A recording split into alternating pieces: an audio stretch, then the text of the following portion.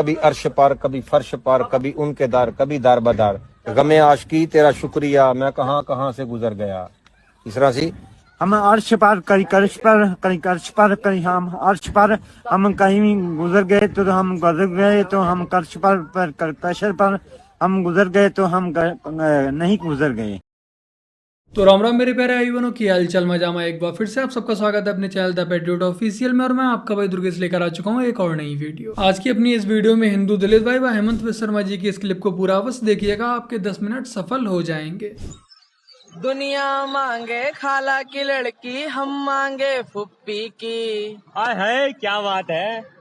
दुनिया मांगे खाला की लड़की, हम मांगे फुप्पी की। अब भला इन मदरसा छापों को कौन समझाया कि फुप्पी की बेटी व खाला की बेटी तुम्हारी बहन ही हुई, बाकी का मैं चक्का। इन पर कोई कमेंट नहीं करना चाहूंगा, जनता जनार्दन ही इनके लिए कमेंट सेक्शन में 2 शब्द लिख दे। अगर मैं आपसे ये पूछ लूं कि आपकी 4 पुश्तों पहले क्या थे आप? हम लोग सिख थे। मेरे फादर प्रीतम सिंह थे। हाँ, हम हिंदू हैं और हम सिख हैं और ऑब्वियसली यहाँ पे सारे भाई पहले सिख थे और ये हिंदू थे, हिंदू के बाद मुस्लिम, फिर सिख।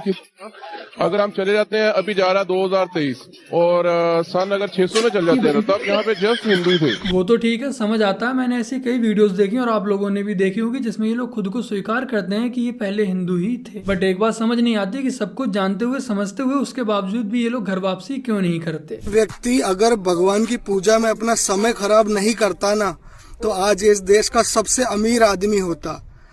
पढ़ाई लिखाई करता, बाबा साहब को पूछता, भगवान की मूर्तियों के सामने क्यों दिमाग लगा रहा है। बात तो सही है, बेचारा मुकेश अंबानी कहाँ पूजा पाठ में लगा रहता है। अगर उसने आज पढ़ाई लिखाई कर ली होती तो IAS IPS बना बैठा होता। आज दुनिया इतना आगे बढ़ गई है, इतना ग्रो कर रही है, बट ये लोग अभी भी पूजा पाठ में ही लगे हुए हैं। हाँ, वो अलग बात है, अगर 5 टाइम का नमाज पढ़ रहा होता तो वो तो सेकुलरिज्म के अंदर आ जाता। दलित है, मैं हिंदू। देखिए, संविधान तो आपको दलित कहते हैं। मैं पहले हिंदू हूँ, उसके बाद बाबा साहब को नहीं मानते। जो संविधान लिखे है, देश जैसे चल रहा है, वो बाबा साहब को हम नहीं मानते। आपको बताना चाह रहे हैं कि बाबा साहब कभी भी हिंदू राष्ट्र के विरोधी थे ही नहीं। कि बाबा साहब हिंदू राष्ट्र के विरोधी थे तो उस दिन आप जो बोलिएगा, मैं बल्कि राजनीतिक संन्यास नहीं बल्कि आर्थिक संन्यास ले लूंगा। मैं शारीरिक रूप से आत्मदाह करने के लिए तैयार हूँ जिस दिन इस बात को आप सबूत के साथ पेश कर दीजिएगा कि बाबा साहब हिंदू राष्ट्र के विरोधी थे। दलित होकर हिंदू राष्ट्र को सपोर्ट कर क्यों नहीं करेंगे? भाई पहले तो हमारे इस हिंदू दलित भाई को दोनों हाथ जोड़कर नमस्कार। बाकी का इस ढक्कन पत्रकार से यही पूछना चाहूंगा, हिंदू होना और बाबा जी का समर्थक होना ना होना इसका क्या लेना देना है। मतलब इस ढक्कन पत्रकार के अकॉर्डिंग अगर हमारा कोई हिंदू दलित भाई जो कि हिंदू है और वो खुद को हिंदू कह रहा है, तो क्या इसमें बाबा साहब का अनादर कर रहा है? नहीं भाई, हम खुद को गर्व से हिंदू भी कहते हैं और भीमराव रामजी अम्बेडकर साहब का सम्मान भी करते हैं। पाकिस्तान अधिकृत कश्मीर को भी लेने की बात संसद भवन में कही है। क्या ये कहने की बात है या वाकई में सोच रहे हैं कि कुछ करके POK हमारा होगा? नहीं, मैं मानता हूं कि पाकिस्तान ऑक्यूपाई कश्मीर पर अनधिकृत कब्जा है और ये भारत का एक हिस्सा है। तो उसको लेने का इरादा है हमारा?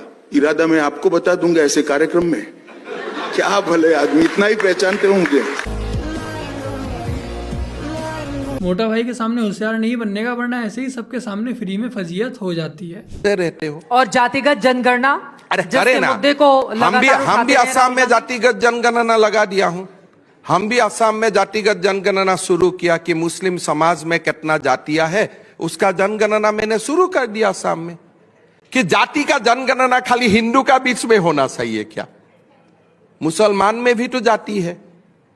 मैंने तो डंका बजा के असम में शुरू कर दिया। आप तो डंके की चोट पर बहुत कुछ कर रहे हैं। मैंने अभी 1200 से ज्यादा मदरसे बंद करवा रहे हैं। एक मंत्री अकबर थे, पूर्व मंत्री छत्तीसगढ़ के, उनको कह रहे हैं कि अकबर को हटाना बहुत जरूरी है, नहीं तो 100 अकबर लेकर आ जाएगा। वो तो लाते हैं ना, नहीं लाते हैं। इसे कहते हैं नहले पे दहला। हमारे हेमंत विश्व शर्मा जी किसी के साथ भी भेदभाव नहीं करते हैं, जैसा कि कांग्रेस हमेशा से करती हुई आई है। कांग्रेस हमेशा से हमारे मुस्लिम भाइयों के साथ भेदभाव करती हुई आई है। वो हिंदुओं की तो जाति जनगणना करवा रही है, बट क्या हमारे मुस्लिम भाइयों को हक नहीं है उनकी जाति जनगणना करवाने का? फिलहाल हेमंत जी ने कांग्रेस की चाल कांग्रेस के ऊपर ही उल्टी चल दी, और अगर ऐसा हर राज्य में होने लगे, मुस्लिमों की जाति जनगणना होने लगे, तो कल को ये कांग्रेस वाले ही इसके विरोध में उतर आएंगे। मेरा भाई सब कुछ जानता था, इससे पहले उसके दोस्त के साथ मेरा रिलेशन था, उसके पास सारी मेरी गंदी वीडियोस थी, पिक्चर्स थी, थी, उसी वजह से उसने मुझे मजबूर कर दिया। अच्छा, मतलब आपका जो भाई का दोस्त था उसके साथ आपका मतलब अफेयर चल रहा था या आपका रिलेशन था, तो आपके दोस्त ने वो वीडियो उनको दी या आपके भाई ने आपकी कोई वीडियो बनाई है तो उसी से आपको फिर ब्लैकमेल करता था? उसी के दोस्त ने से वीडियो दी, दोनों आपस में मिले हुए थे। अच्छा, दोनों आपस में मिले हुए थे जी। अच्छा, तो फिर आपके भाई ने आपको ब्लैकमेल करना शुरू किया? हाँ, अम्मी अब्बू के डर से मैं डर गई थी और उसकी बातों में आ गई। अच्छा, जब वो आपको वीडियो दिखा रहा था आपका भाई, तो आपको क्या कह रहा था कि मैं क्या करना चाहती हूँ इसके साथ? मैं बताते हुए भी शर्म आ रही है कि मतलब तुमसे रिलेशन रखना चाहता हूँ इस तरह का। अच्छा, तो फिर आप उसकी बात मान गई मजबूरी से? जी। अच्छा, तो आप अपनी अम्मी अब्बू जो कैमरे के पीछे खड़े हैं, इतने 3-4 भाई हैं आपके, हो इनको क्यों नहीं बताया, इसको क्यों नहीं बताया, बहन को क्यों नहीं बताया आपने? मैं डर गई थी कि घर वाले मारना दे मुझे इस बातों से, लेकिन फिर मैंने हौसला करके अपनी अम्मी को बताया सब कुछ कि ये सब जो इसने किया इसकी वजह से मुझे हमल ठहर गया। अच्छा, तो फिर आपकी अम्मी को कैसे पता चला कि इसको पता चला या आपने इनको बताया? मैंने अम्मी को खुद बताया जब मतलब वो ज्यादा तंग करने लग गया था। मतलब आपका एक मजहबी भाई अपने मजहबी दोस्त से अपनी ही सगी मजहबी बहन को फंसाकर उसे ब्लैकमेल करने लगा। अब इस पर क्या ही बोलूं, माशा अल्लाह, सुभान अल्लाह, अल्लाह ही अल्लाह। The Honorable Allahabad High Court has allowed our application where we had demanded for a survey by Advocate Commissioner, and the Honorable High Court has rejected the arguments of Shahidgah Masjid, where they have said that 7/11 application should be decided first and Advocate Commission should not be decided. That argument has been rejected. The court has in principle agreed with our demand that Advocate Commissioner must be issued. Who will be the Advocate Commissioner, whether it will be a 3-member panel, what will be the timing of Advocate Commissioner, what will be the modalities, all these things will be decided on 18 December. My demand was that in this Shahidgah Masjid there are a lot of signs and symbols of Hindu temple, and to know the actual factual position an Advocate Commissioner panel is required, and therefore the Honorable Court has accepted my application, allowed my application, and this order has been passed away. Yes, it's a very big important landmark judgment by the Honorable Allahabad High Court. Ayodhya भी सजा दी है, काशी भी सजा दी है और अब मथुरा की बारी है। अच्छा, एक बात बताइए, आप हिंदू हैं ना? सब?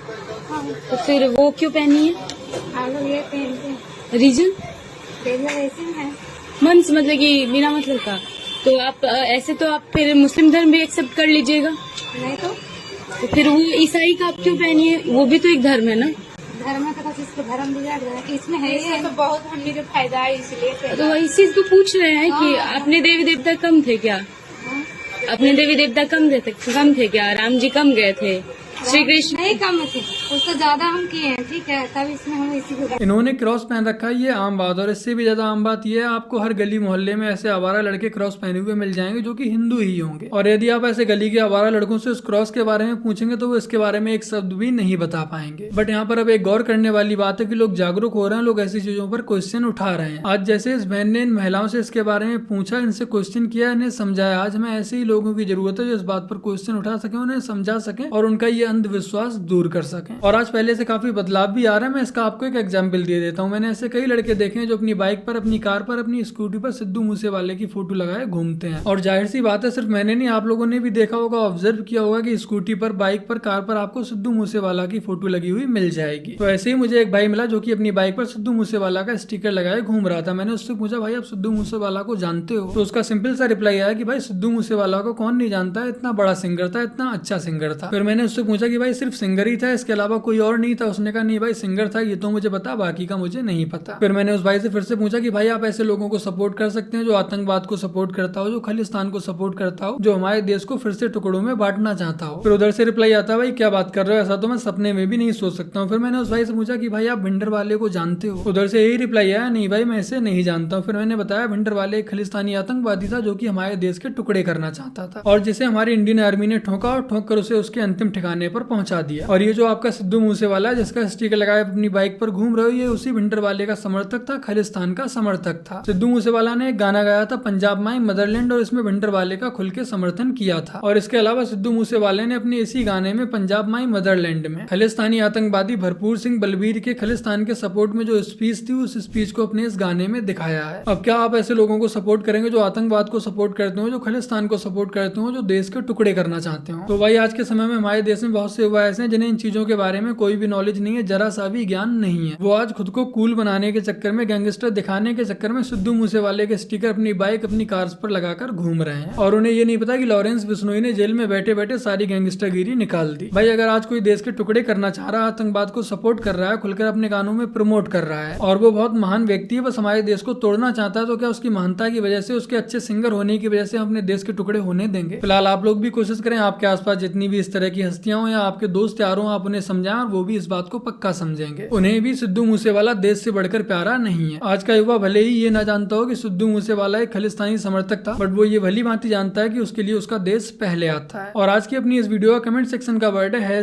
#खालिस्तानी सिंगर्स और आप लोग हैशटैग लगाए खालिस्तानी सिंगर्स बस लिखिएगा। अगर आपकी कमेंट पर कोई क्लिक करेगा तो उसके बाद यूट्यूब की सारी वीडियोस आ जाएंगी और वो सच जान जाएगा कि खालिस्तानी सिंगर्स कौन कौन है और उन्होंने कैसे कैसे गाने बनाए हैं। तो बस मेरे प्यारे आई बनो, आज की अपनी इस वीडियो में इतना ही। वीडियो को लाइक शेयर कमेंट और अपने चैनल को सब्सक्राइब आज से कर लीजिएगा। चलिए मिलते हैं नेक्स्ट संडे, तब तक के लिए जय हिंद, वंदे मातरम, जय श्री राम।